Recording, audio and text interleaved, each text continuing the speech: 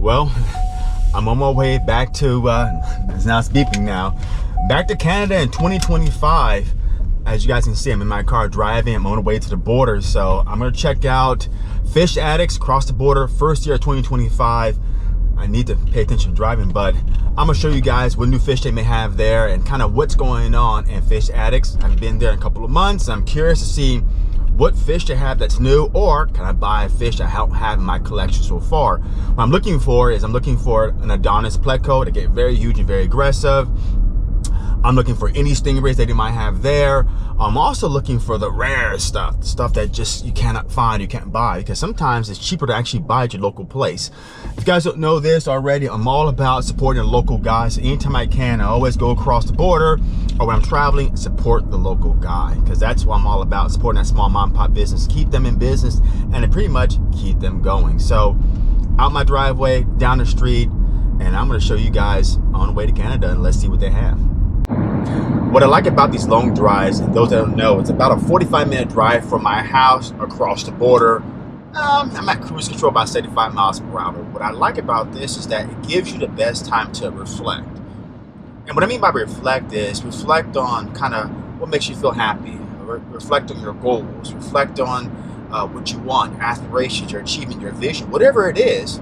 It also allows me to be, most important, vulnerable in my own feelings. Like, who am I? What makes up me? What's my self-concept? And what I mean by vulnerability is that I need to be honest with myself of who I am and what I think I am. The biggest problem we all face is that when we're not honest with ourselves of who we are and what we think we are, it causes a lot of dysfunction, a lot of stress. What am I? Well, first is I have a type A personality. I love achievement. I love rewards. I love moving forward. What I really hate is stagnation. Standing still, doing the same thing over and over and over and over and over again. Now, that's just kind of makes up my natural characteristics and attributions. And you know yours, you know what makes up you, but boy, is it hard when you're not achieving goals. And if you're a person who likes to achieve certain things and have higher expectations of yourself, which can be from, your parenthood, or as a child, it can be from way you were raised, as far as, they expect you to hit good grades, who knows what it can be. But we all have it. And sometimes the best thing to do in that vulnerable state of this long drive across the border, if I go to see fish addicts, is be honest with myself of how I'm going to navigate that. Sometimes in life you can't always achieve certain things, and sometimes in life you don't get rewards, no matter what that is. Let's say, for example, you have a financial reward, you want to make more money. As an example, who doesn't want to make more money? Well, sometimes in life you can't make more money, be it the climate, the economics, the recession, whoever it is. But what else can you achieve? Where are your growth edges? Where can you manifest? Where can you change and evolve? Where is it at? And that's the key. It's vulnerability in states where you have blissful states. Driving a car, taking a shower, washing your face, brushing your teeth, eating a meal slow, drinking a cup of coffee. Find those vulnerable states where you can actually be honest with yourself and face the concrete effing reality of who you are. And that's how you kind of get into the next state, and that's when you find the growth edges.